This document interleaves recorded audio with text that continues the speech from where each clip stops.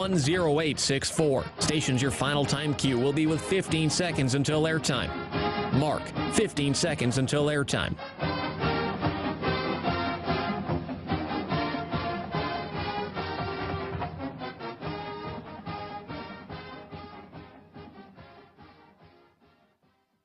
The following is a presentation of Learfield.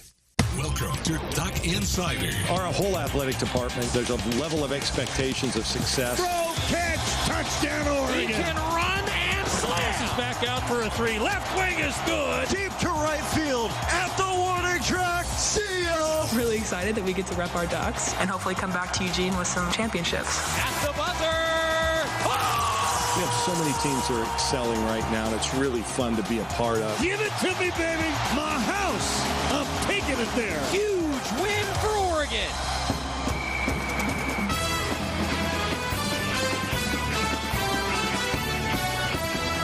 This is Duck Insider on the Oregon Sports Network from Learfield, presented by On Point Community Credit Union. Better banking, local solutions. Live from the Country Financial Studio, here's Joey Mack. I don't like being here today.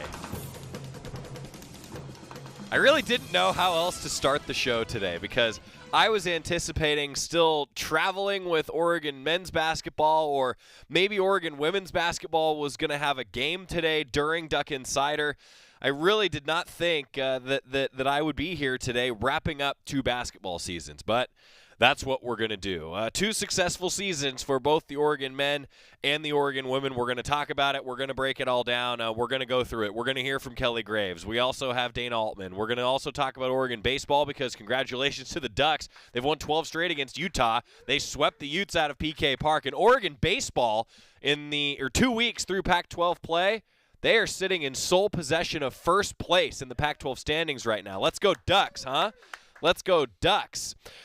Oregon softball also, they're going to be in action today a little bit later on, but a good weekend out in Salt Lake City. We'll talk about that with Melissa Lombardi. The Duck Invitational going on for men's golf, men's tennis in action today as well, women's lacrosse, women's tennis. Also, Marcus Mariota to the Falcons. It's a busy Monday on Duck Insider. A lot to talk about. Well, women's basketball in the NCAA tournament. A back-and-forth affair. Honestly, I know that this is not what the team wants to hear. I know that this is probably not what fans want to hear. I don't even think I want to say it out loud. But what a game that was. The Ducks still ended up at 20-12, 11-6 in Pac-12 play. They went 12-3 at Matthew Knight Arena.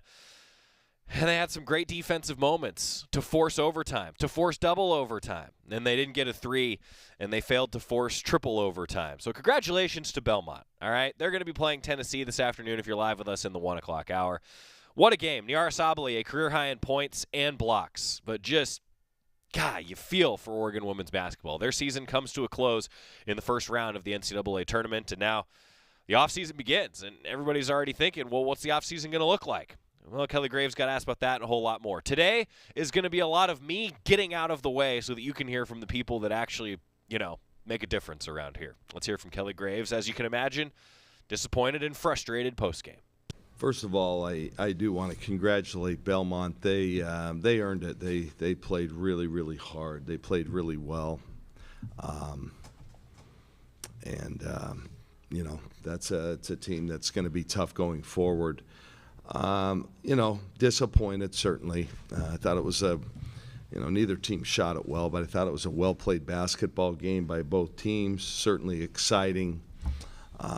We both had chances to win, regulation and each overtime, and it just seemed like we, didn't make that right play other than the shot at the end of regulation when we needed to, and credit them. The first thing we wanted to do defensively, our game plan was to take away the three-point line, and they made 12. I mean, they took 36, but they made 12. We made 4.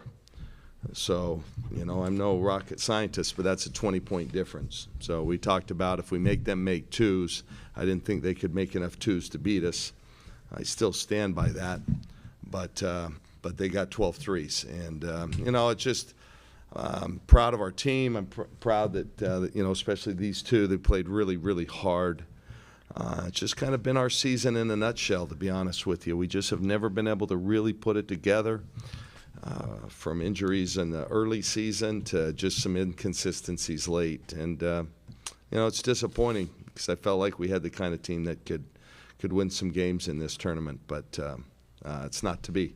Kelly, so many of those moments down the stretch, from drawing up a play, that well-designed play, by the way, at the end of regulation to get that, especially when they have their best player down moments earlier, the season-saving blocks from Niara and Kylie at the end. Those are the moments that a higher seed is supposed to take advantage of and put a team away that's a mid-major. How were you guys unable to capitalize on those by the end of it?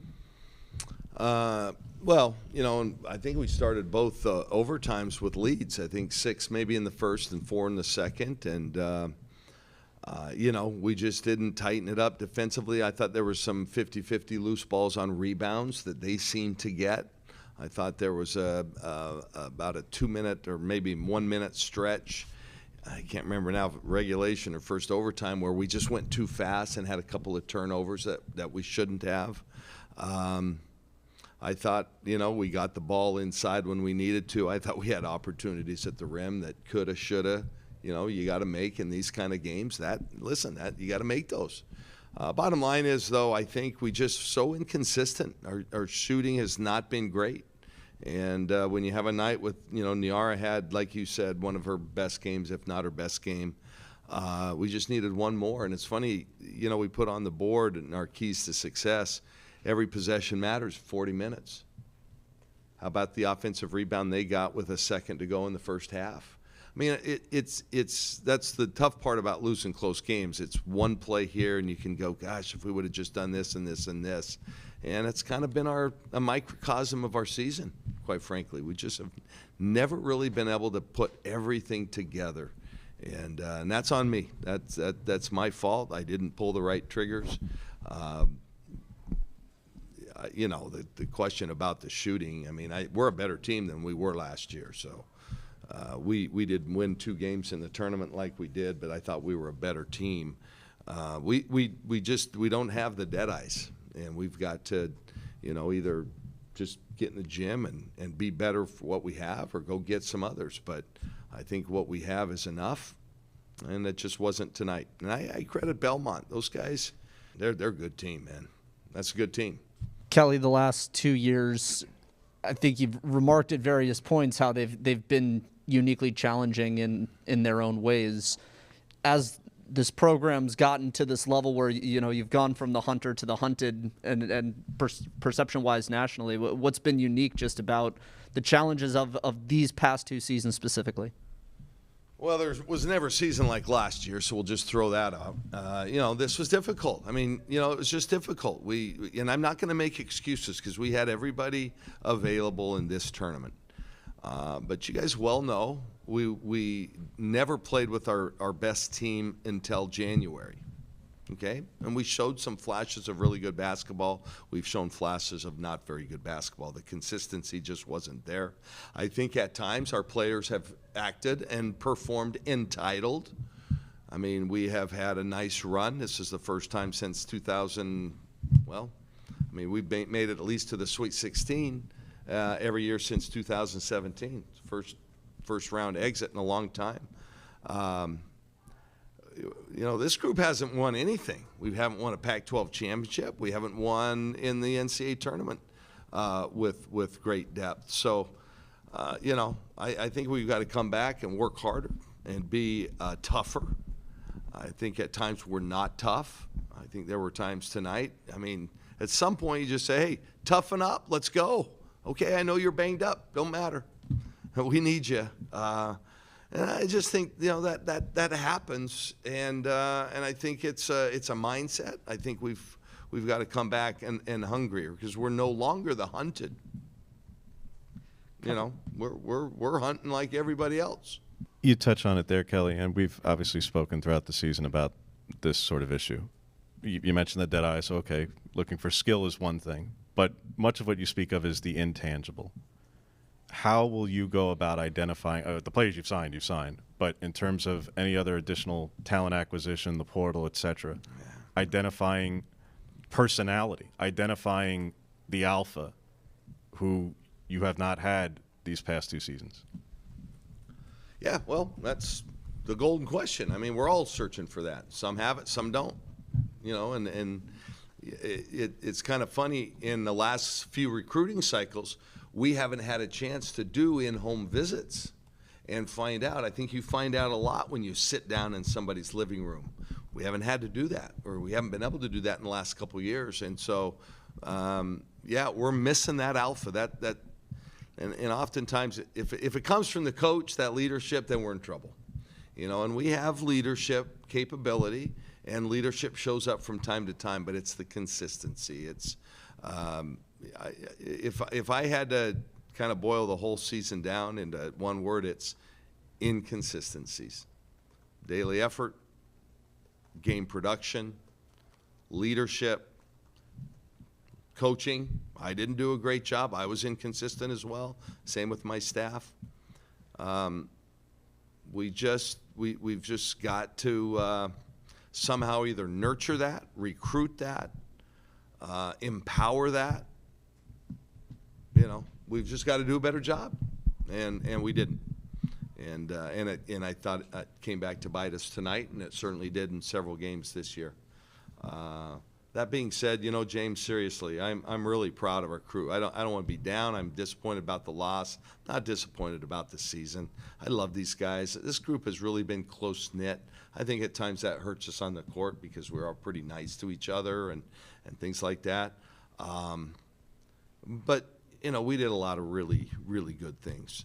I mean, and the challenges that we've had, the multiple games, and we really didn't have a chance to work on us for the last month until the last few weeks, and that hurt. But I don't want to take anything away from Belmont tonight. Those kids earned it. They earned it. I'm happy for them that they're moving on. Obviously disappointed that we're not, but this isn't a get back to the drawing board. We're not to that point. Kelly, defensively, this team played pretty well today in most stretches, and over the course of the season has looked pretty good in most stretches. That seems like it's been a pattern now for a few years since, really, I think after that Final Four, when you mentioned wanting to make this team a bit more of a defensive presence. Have you sensed that change this year? Is there, any, I know you lost, but is there any sense of pride in just the defensive effort that's been put in on that side of the ball and the improvements made there this year? Yeah, our defense was better this year. There's no question about it, significantly better. Now, that being said, there were stretches, You can't give up threes in overtime when you've built a lead. Make them make the twos. And we just, we helped on off the strong side shooter. Just, they mean well, but tactically, that's not what you can do. And then they made you pay. Offensively, I thought this year was our challenging side of the ball. Our defense was pretty consistent. Our numbers have been better than they've been in a long time, since I've been here anyway. It's just now offensively we've struggled a little bit. I think we have good offensive players. It's just not quite. We're just not quite there. Again, with the consistency. It is a quirk of the women's tournament that a 5 seed would travel this far to play a 12 seed. And you mentioned yesterday it essentially became a home game for Belmont. Is that just where the women's game is right now, or is there a chance to look at where you could perhaps create a field that doesn't give one team such a an advantage on what is supposed to be, of course, a neutral court? Yeah, listen, the crowd didn't affect the game tonight. And I hate to say anything because the knuckleheads who haven't followed me in the past, they're going to read a quote, and then they'll say, "Oh yeah, sour grapes," on and on. I just think the women's NCAA tournament needs to evolve, and continue to strive to make it a better product, fair. Hey, listen, tonight was a good basketball game. People were treated to an exciting game. Crowd, no factor. The travel wasn't a factor. I've never been that. I'm never going to make, put blame on that kind of stuff. We had our chance. We had shots at the rim. We had an open 3-point look. when we were down 2 there in the second overtime. You make that, and who knows how this thing goes. We had our opportunities, okay? And whether that was in Tennessee, North Dakota, Texas, or Oregon, I don't think it would have mattered. So I just think we need to continue to make this game a better and brighter experience for everybody and make it truly a fair event. A lot there from Kelly Graves, Oregon women's basketball head coach, as their season comes to a close in the first round of the NCAA tournament. To Belmont, to the Ducks now into the offseason. He said it. It's not a back to the drawing board type of situation. They're just going to look for some additions to the roster, and they're going to get better. That's the strategy now for Oregon women's basketball moving forward. We're going to get time out when we come back and hear from a couple, as you can imagine, pretty sad Oregon women's basketball players. They took it hard, as they should. Back after this on the Oregon Sports Network from Learfield. Thanks for calling Toyota. This is Jan. How can I help? Hey, Jan. Say, is now a good time for a new Toyota? You bet it is. Now through April 4th is the perfect time to shop for a RAV4, Tundra, Tacoma, Corolla, and more. Imagine yourself in a RAV4. Where would you go first? Skinny Al's Barbecue. I'm imagining you inviting me. Let your imagination run wild at your participating Toyota dealer. Ready, set, go get your Toyota today. Toyota, let's go places. Dealer inventory may vary. After 2 years of construction, my wife and I finally moved into our dream home. So when a bathtub fixture broke, causing major water damage, I was glad we had the home insurance protection we needed. How do you know your home is protected?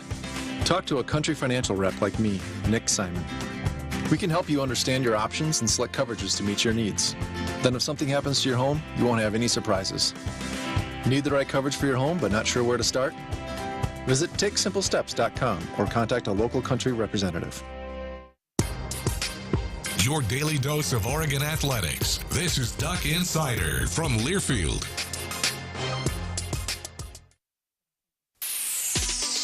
Look out, world, we're getting strong. The future's here and we belong. She can do more. Like build a rocket and watch it soar. Or clean the oceans and make the world a better place. Oh, so can you find a cure? Invent something new. There's no challenge in the world that she can't face. She can STEM. Learn more at She Can STEM. A message brought to you by the Ad Council. Steven. Who said that? Me, down here. Ugh, what are you, a yellow booger? I'm a banana slug, Steven. What are you doing in my room? I'm your sense of adventure. It's been a long time since we've had an adventure in the forest. Mom took me to the forest last year. I'm a slug, Steven. It took me a long time to get here. You're right. I should get out. Yeah, the forest is not that far away. Hey, Mom! Come to the forest where the more adventurous you lives. Check out discovertheforest.org for cool places nearby. Brought to you by the U.S. Forest Service and the Ad Council.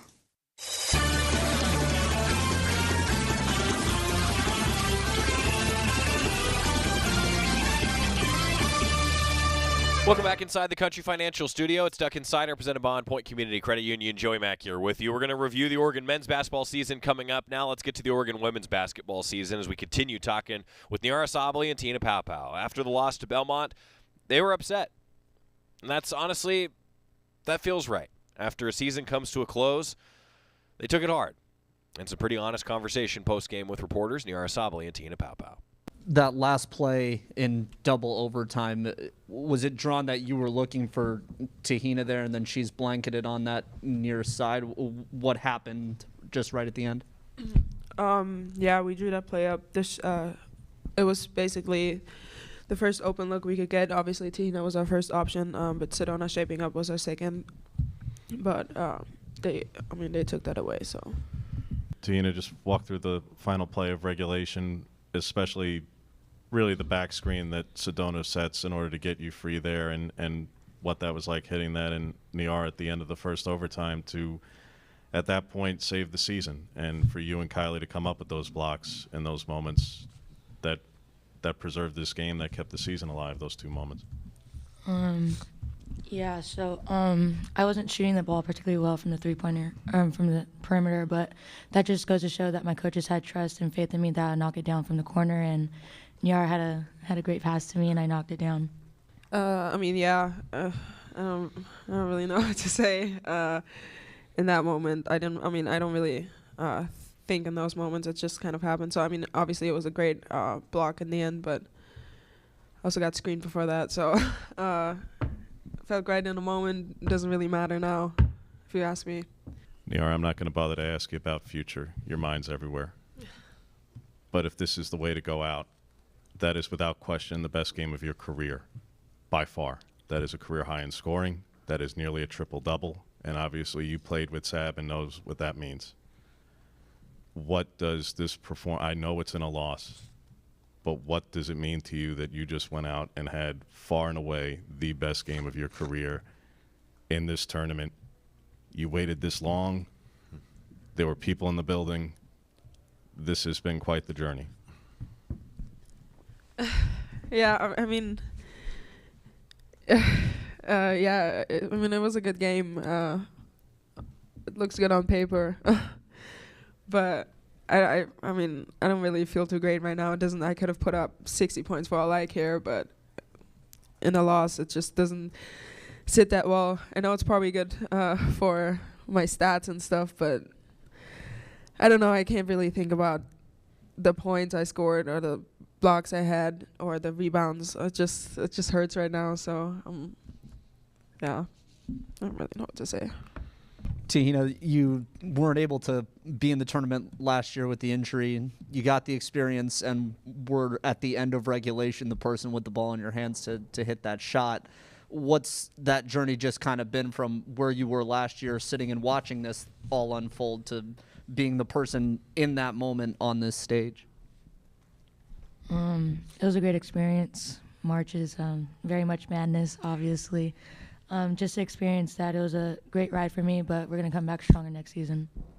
Tahina, wanted your perspective on this team was not as strong from three, and obviously you guys lost some shooters in the offseason in T. Mike and Jazz. And frankly, in Chavez. Is it as simple as that? Is that three really talented shooters, as talented as some of you guys are from three? This was a weaker three-point shooting team compared to last year, compared to any of Kelly's teams. How does that get fixed going forward? Does somebody else need to come in to help you guys? Is it about spreading the floor? Is it about distribution? What's going to be the fix to improve that next season? I mean, we obviously lost great shooters, but we also had to play with the players that we had this year. And even though we were one of the weaker teams in the perimeter, we still had great inside game. And in order for that to get better, we just got to get in the gym and come together and be more consistent. A lot of ways to win. Tina Paopao and Niara Sabally talking about that. And if this is the end for Niara Sabally's career, boy, what a game it was. There's no doubt about that. And I think the future's bright for this Oregon women's basketball team. Season, though, comes to a close certainly sooner than they would have liked. And now, I think go Belmont, right? You want Belmont to go win the darn thing. We'll see what happens in the women's basketball tournament. Terry John's going to join us later this week, voice of Oregon women's basketball, to break down the season that was. We'll do kind of our big debrief with Terry later on this week. When we come back here on Duck Insider, we're going to switch gears. I'm going to talk about men's basketball. Dane Altman was very candid post-game. That's coming up on the Oregon Sports Network from Learfield. Money isn't interested in the fact that you dream of going to Greece, and it doesn't pace at night wondering how you'll pay for braces 3 times. The point is, money without people is just money. Only people can use it to run the family ranch, buy their first house, or adopt a happy old dog. To us, the powerful thing about money isn't money at all. It's helping you harness the power of yours. On Point. People are the point. Federally insured by NCUA. Equal housing opportunity. As my family continued to grow, I realized I'd have to replace my beloved Jeep with something that has, well, more seats. I'm Jason Hines, Country Financial Rep and father of 7. Whether you're upgrading from your sporty ride with no room for a car seat or finally replacing your well-loved beater that still has a cassette player, you'll want the right protection for your new car. Work with a Country Financial Rep like me and get the protection you need at a price you can afford. Learn more at TakeSimpleSteps.com or contact a local Country representative. You're listening to Duck Insider. Duck Insider on the Oregon Sports Network from Learfield.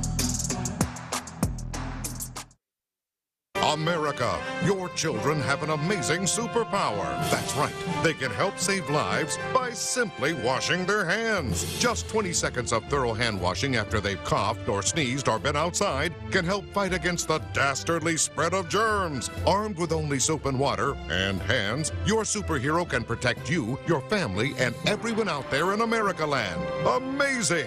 Find out more at coronavirus.gov. A message from the CDC and the Ad Council. Watch out! You got me! The galaxy is safe once again. In the pretend universe, kids play with pretend guns. In the real world, it's up to us to make sure they don't get their hands on a real gun. If you have a gun in the house, keep it locked, unloaded, and stored separately from ammunition. Safe gun storage saves lives. Learn how to make your home safer at endfamilyfire.org. That's endfamilyfire.org. Brought to you by End Family Fire, Brady, and the Ad Council.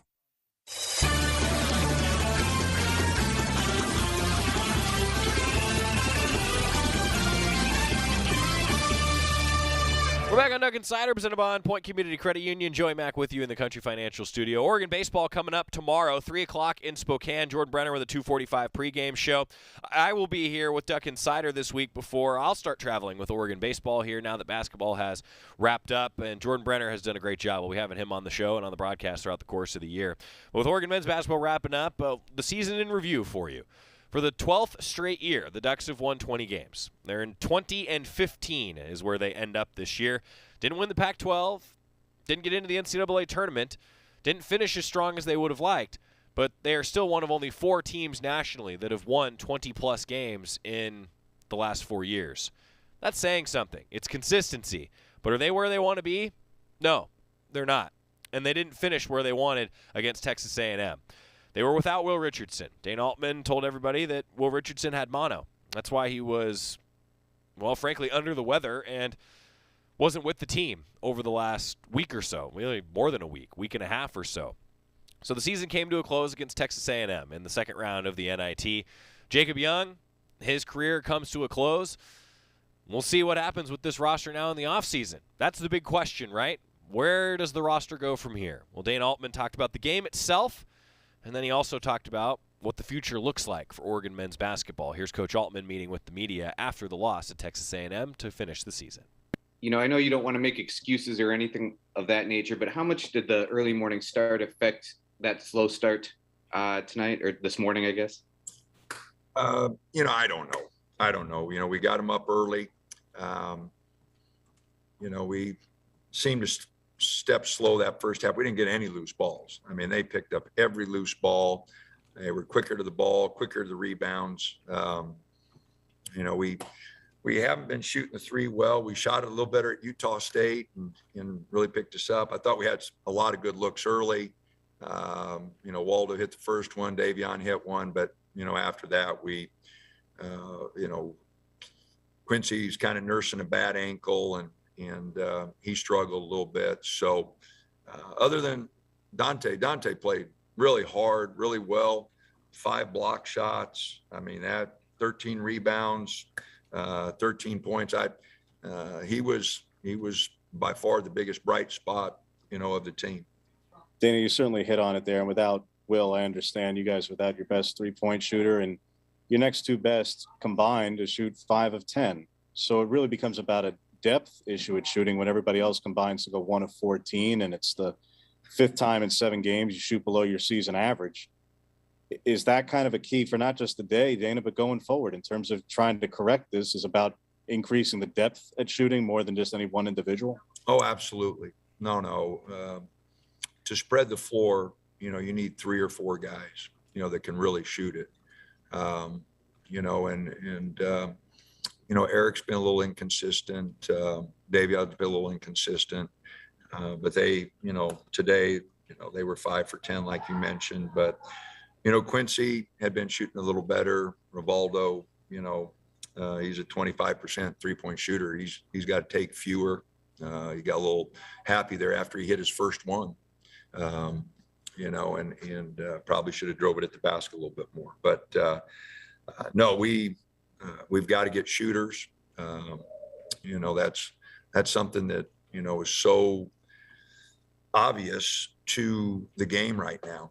teams that are shooting the three well just have a tremendous advantage, and it spreads the floor. It also makes the opportunities for two so much better. So, that will be a priority here in the off season. Dana, you touched on it there a little bit, but just your thoughts on where this team needs to improve in the off season. What are your focuses on, you think? Well, just like every year, we'll evaluate everything that we're doing as a program, our staff, our players, and figure out which direction we want to go. And Chris has an opportunity, which I'm really happy for him and Jody, and he's 53. He's waited for this opportunity to have a Division I head coach for a long time, and I'm really happy for him. So we're gonna have to make some adjustments to our staff, figure out our players who wants to be there, the transfer portal. We'll probably have some guys going, some guys staying, and that's their right, that's their opportunity. So I only want guys that want to be at Oregon and are fully invested in our program. Our work ethic, has to get better. Whoever stays has to be all in. And so a lot of adjustments to make here, and guys are going to have to really work hard in the off season. We're going to have a great summer. I made that excuse. We just didn't have a good summer last summer, and I do think it affected our performance this year. But other teams have bad summers and they bounce back and have better seasons than we did. So it's just one factor, but we're going to have a good summer. We're going to have to figure out, who wants to be at Oregon, and 20 wins and the NIT, and that's not our goal. Our goal is to have the best team possible and get back to challenging for conference championships. That's what we want to do. Coach, players like Rivaldo Soares and Nate Biddle saw bigger roles in the tournament. Can you give an assessment on how they performed over the past 2 games? Kind of what they've done in practice. Nate got off to a real slow start this season, just blending in and working hard in practice and trying to be, figure out a role. He's been much better the last month, and that's why he's earned a few more minutes. Because he has practiced harder, and he's definitely got some talent. He's got to get a lot stronger, and his motor's got to ramp up. But there definitely is a lot of talent there, and with a lot of hard work, he's got a chance to really help us. Rivaldo, has got a lot of work to do, and he's got 2 years left if he uses his COVID years. So he's got plenty of time to make adjustments and get better, but he has a lot of work to do. Yeah, Dan, staying on this topic, are you able to quantify it all, just like what you missed these last 3 weeks without Will in the lineup, and how much he could have made a difference for what you were trying to accomplish these last 3 weeks? I don't know. I don't.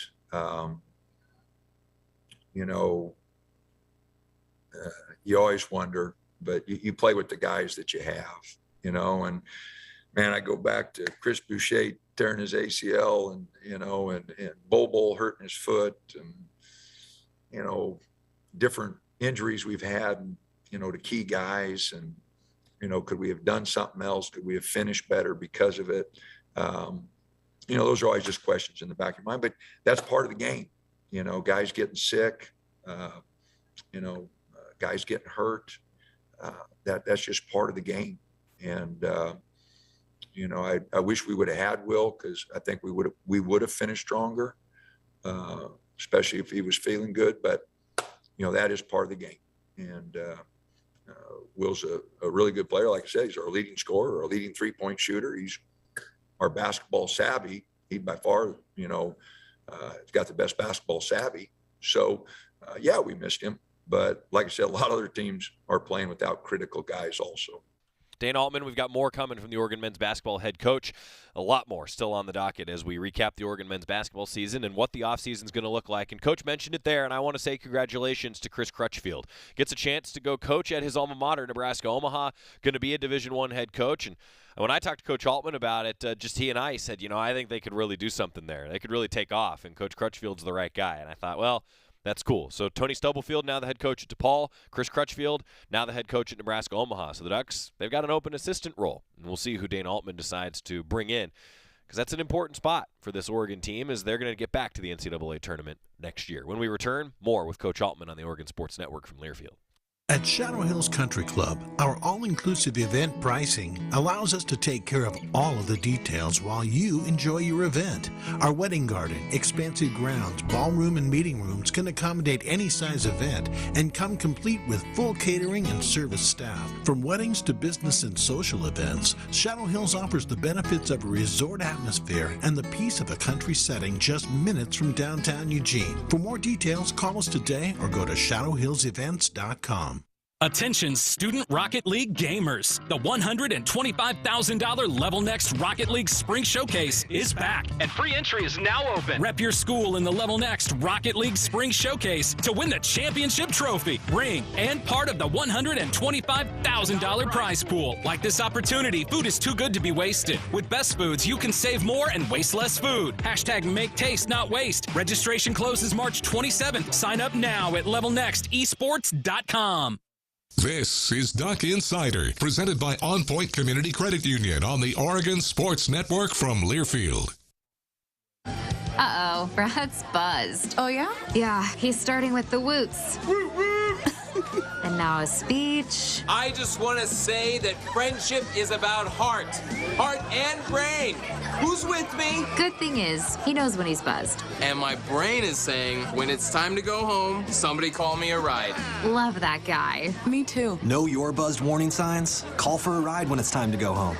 Buzz driving is drunk driving. A message from NHTSA and the Ad Council. Okay, forest animals, kids are coming to the forest, and it's up to us to make their visit a good one. Sparrow, have you practiced the most popular bird songs for the year? Of course. Catchy. I like it. River, how's the temperature? It's a refreshing 52 degrees, man. I love it. Turtle. He's not here yet, man. He's late every morning. Okay. Squirrel. The forest has been preparing just for you. To learn more about cool things to do in the forest, visit discovertheforest.org. Brought to you by the U.S. Forest Service and the Ad Council.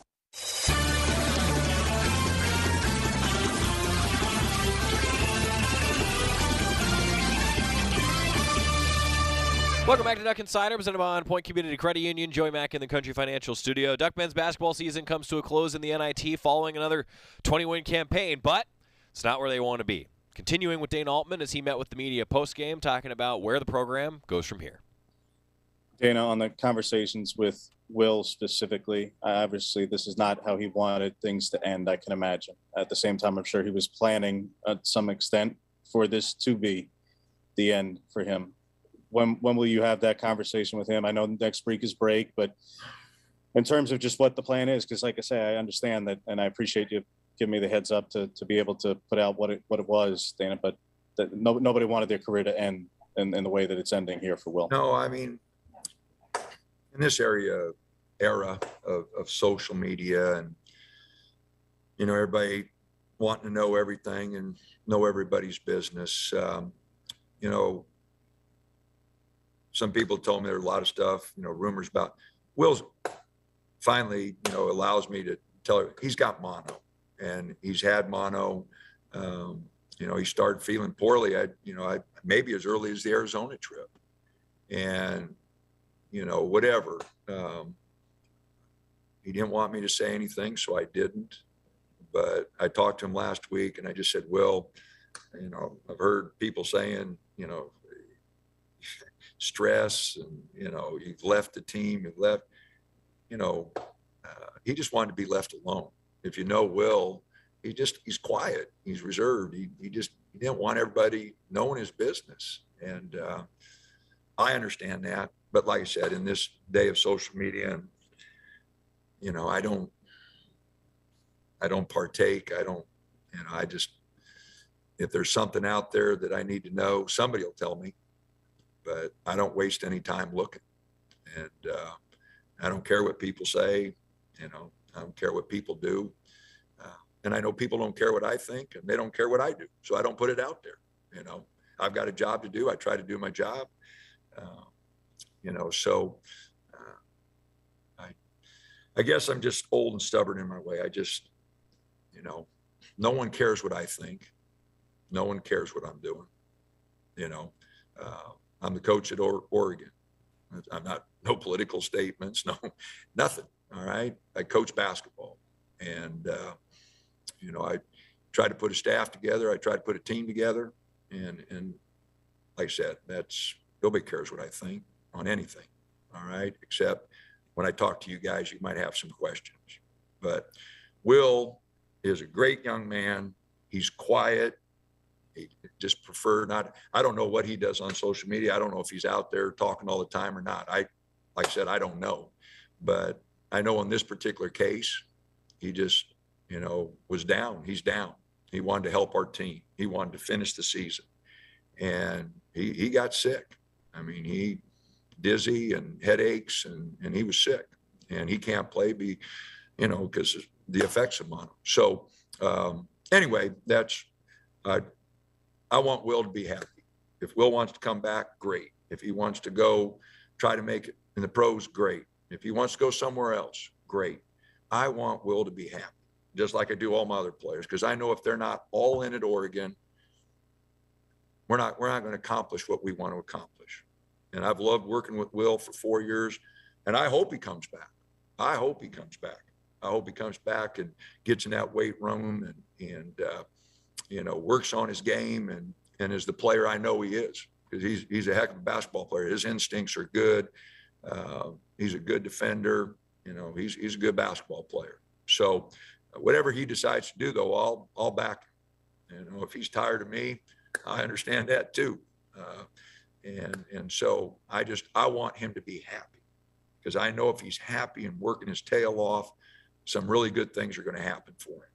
But I just want people to know that, he's fine. He's finished the quarter. He's in his room. He didn't leave Eugene. He doesn't have any stress problems. All right. He got sick. And I hope, gets this mono taken care of and he can get back to work, and get to work on his body, get to work on his game, because he's a heck of a player. Danny, you touched on the shooting. Do you feel like Dior and Tyrone, the two guys that you've signed, are big pieces of that, or do you need more than just those two guys? Oh, as I said, Matt, we'll evaluate everything. I think they can shoot it, but we've got guys who can shoot it. We need, those old Billy Tubbs. We got shot takers and shot makers. I need some of those shot makers, so, those percentages will have to improve some.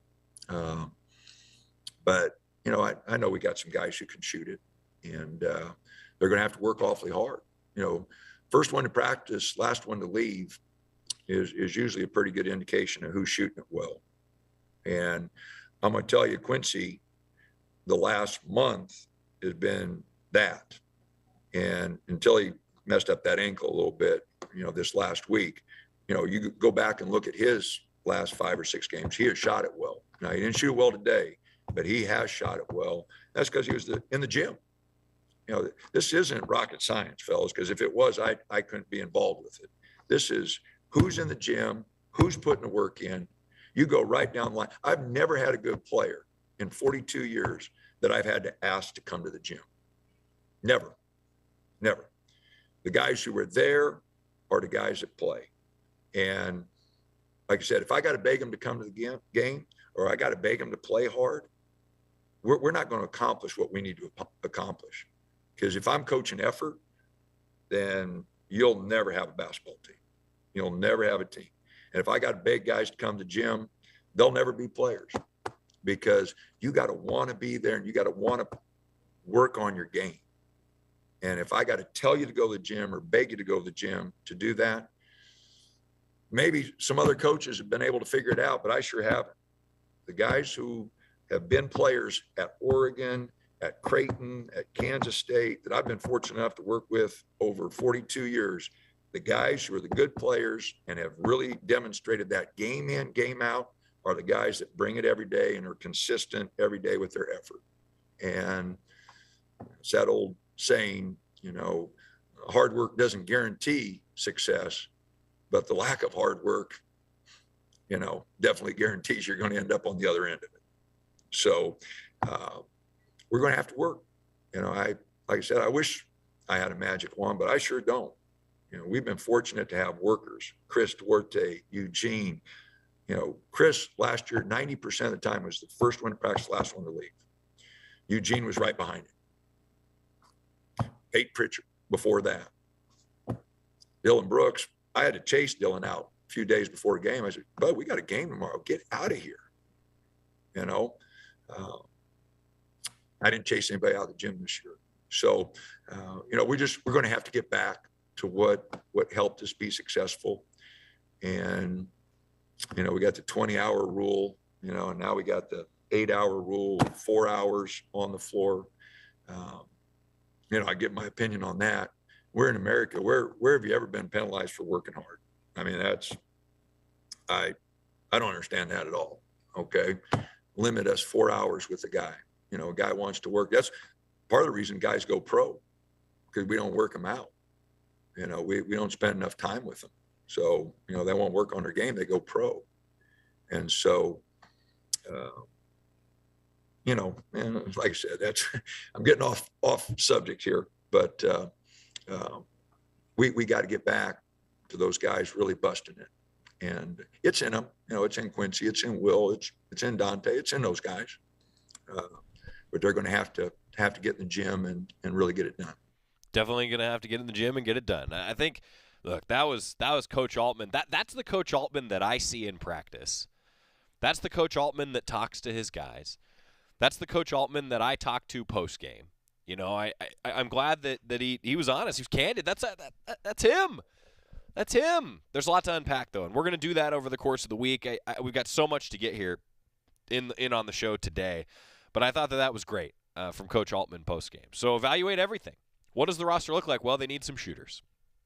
They've got some great recruits coming in. Who decides to stay? Who goes? We don't have the answers to those questions right now. Nor is it my place to sit here and speculate on where guys are going to go and what they're going to do and what they should do. I don't know. I'm not a scout. I'm not an NBA evaluator. But there are a lot of people that are a lot smarter than I am that are going to be helping these guys figure out what's best for their futures. And that's what is on the horizon now for Oregon basketball. What it looks like, I think we'll know a lot more in the coming weeks. As the Ducks are now in spring break, it is a chance for them to rest up, get their academics in line for the following quarter, and then it's the offseason.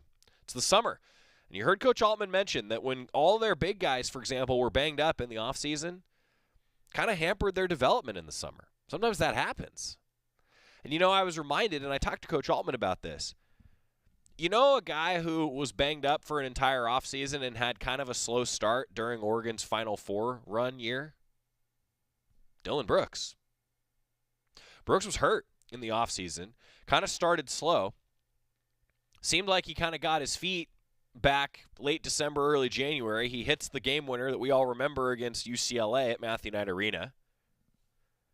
And then he just got better and better from there. To quote Coach Altman, I don't think it's rocket science. Coming up, we're going to talk about everything else going on around Oregon athletics. First, though, and I tricked Scott, I just want to point something out. I saw Jeff Schwartz, friend of the program, tweet this. In the last 2 years, talking about the NCAA tournament, there have been 8 teams, in the Pac-12. Start over. In the last 2 years, the number of Pac-12 teams in the NCAA tournament, 8. The number of Pac-12 teams in the Sweet 16 the last 2 years, 6. Number of Big Ten teams in the tournament the last 2 years, 18. That's 10 more if you're keeping track at home than the Pac-12. The number of Big Ten teams that have made it to the Sweet 16 in the last 2 years? 3. Those of you that aren't watching the show, I'm scratching my head right now. 8 Pac-12 teams in the NCAA tournament last 2 years, 6 Sweet 16 teams. 18 Big Ten teams in the tournament in the last 2 years, 3 Sweet 16 teams. Good math, Jeff. Coming back, we're going to talk a little baseball, a little softball, Diamond Sports. They're upon us on the Oregon Sports Network from Learfield. After 2 years of construction, my wife and I finally moved into our dream home. So when a bathtub fixture broke, causing major water damage, I was glad we had the home insurance protection we needed. How do you know your home is protected? Talk to a Country Financial rep like me, Nick Simon. We can help you understand your options and select coverages to meet your needs. Then if something happens to your home, you won't have any surprises. Need the right coverage for your home but not sure where to start? Visit TakeSimpleSteps.com or contact a local Country representative.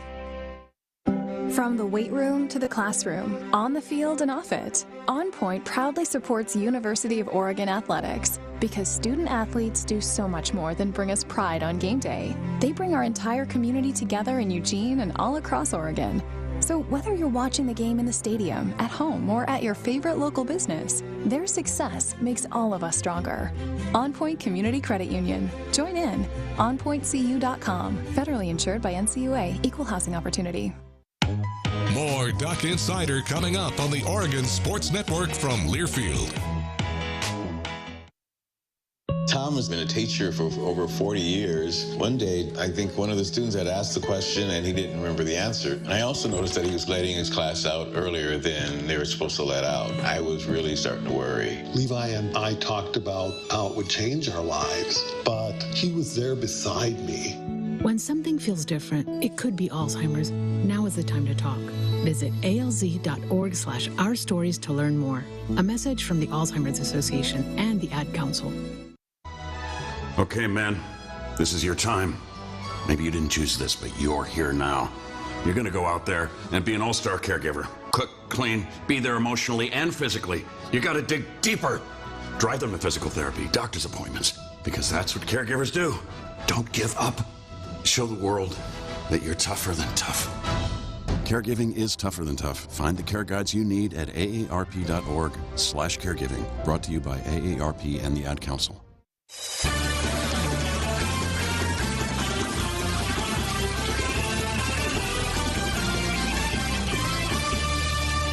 Welcome back to Duck Insider, presented by On Point Community Credit Union. Joey Mack in the Country Financial Studio. Oregon baseball this weekend. Big win with the offense on Friday. Had to come from behind for a win on Saturday. They were down pretty much all game. Showed some grit. Came back, won it. And then on Sunday, they were going for the sweep. Bullpen was absolutely excellent behind Caleb Sloan yesterday. Didn't allow an earned run. They're still searching for consistent starting pitching, Oregon baseball is. Guys that can go deep into games.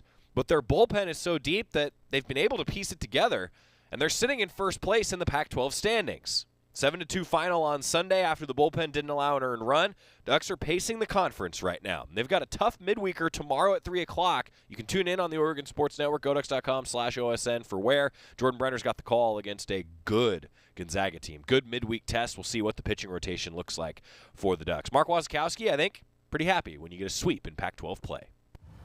Let's talk about Caleb's performance today. I know he battled pretty good out there, but did you maybe like to see a little cleaner start from him? Well, I mean, Caleb's learning how to be a starting pitcher. He's always been a relief guy. Today he went 3 2/3. I think that's probably his longest start in his career. He worked out of some jams, which is really great. He minimized some damage.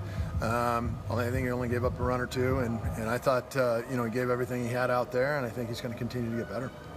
So with him starting, was that the plan to kind of have a carousel going out there with 7 pitchers today? Yeah, Coach Angier, obviously the relief guys, tremendous work by Coach Angier in planning, game planning, and those guys pitch exceptionally well. Credit to him and his preparation on the series, and the way those guys pitched was just stellar. Well, sweeping a Pac-12 series is never easy, so just your thoughts on the entire weekend.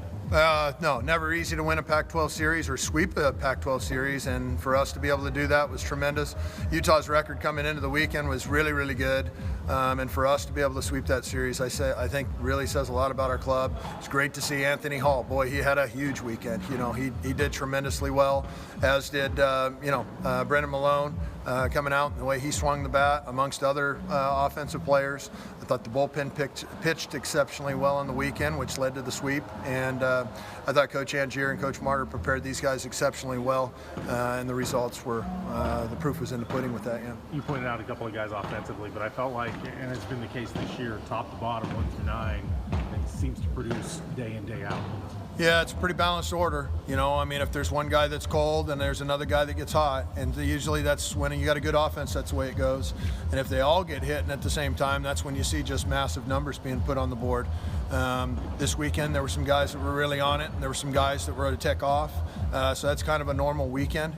But I thought we swung the bat very well. I thought we played hard, good, clean defense, and good baseball for the fans.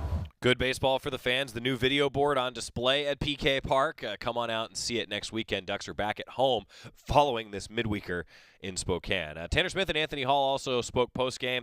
We won't have time to get to them today, but they are two of the guys that are really swinging it well. The Ducks hit .347 in the series, 7 home runs, 3 doubles. Brendan Malone hit .636, 7 for 11 with 2 home runs, a double, 5 RBI. Not bad, huh? Anthony Hall hit .600, 6 for 10. Not bad. A double, 2 homers, 4 ribbies, 6 runs scored. Tanner Smith led the Ducks with 6 RBI in the series. Also hit 2 home runs. Oregon's bullpen, 16 strikeouts, 2 walks in the weekend. 3 runs in 14 innings of work. That's a 1.93 ERA. So I know the starting pitching, they're still searching for guys that can go a little deeper into games. But the bullpen right now is picking up the slack for Oregon baseball. And I think as the season moves forward, I like it. Ducks are 13-6, 5-1 in Pac-12 play, sole possession of first place right now. Your Cafe 2-minute drill, we continue. Marcus Mariota to the Falcons, ladies and gentlemen. Women's lacrosse, a nice win on Sunday at Pape Field, 16-9 over Marquette. 8 Ducks scored at least 1 goal. Women's tennis, they knocked off number 25, Arizona State. A 4-3 win on Sunday at the UO Student Tennis Center. Ducks lost the doubles point, faced a 3-2 deficit, got the win 4-3. An upset of the number 25 team in the country at the Student Tennis Center. Men's tennis in action this afternoon on the road. And men's golf, the Duck Invitational started this morning. There are a lot of individuals competing for the Ducks in the Duck Invitational, but keep up to date on social media. Today and tomorrow, the Duck Invitational. Ducks are also going to then head down to Stanford and compete in the Goodwin later this week. It's a busy week for Casey Martin's squad. I did see Coach Martin. This was fun. I saw him at football practice, actually, before heading out with Oregon basketball. Got a chance to catch up with him for a little while. Oregon softball dropped game 1 on Friday. Had to adjust to a doubleheader on Saturday. Took care of business. They won 8-2 to even the series. And then following that 8-2 win, the Ducks rallied from 3 down in the final inning to defeat the Utes 7-6 in Game 3 of the series, Game 2 in that Pac-12 series doubleheader. Nice. They take it 2-1. Ducks batted, I think, above average on the weekend. But the resiliency, that's what you love to see. Missy Lombardi joining us on the show tomorrow. Your Cafe 2-minute drill, serving Northwest-inspired catering and takeout for your next gathering or meeting. Menus, cafeyum.com. Great way to finish up the show today. Good luck to all the Ducks that are in action this afternoon. See you tomorrow, everybody. To some, the sound of a baby babbling doesn't mean much, but that's not true. They're testing out vowels and consonants and trying different sounds. And by 12 months, their babbling is beginning to take on meaning. Especially if there's no babbling at all. Little to no babbling by 12 months or later is just one of the possible signs of autism in children. Learn more at autismspeaks.org. Brought to you by Autism Speaks and the Ad Council. It's 4 a.m.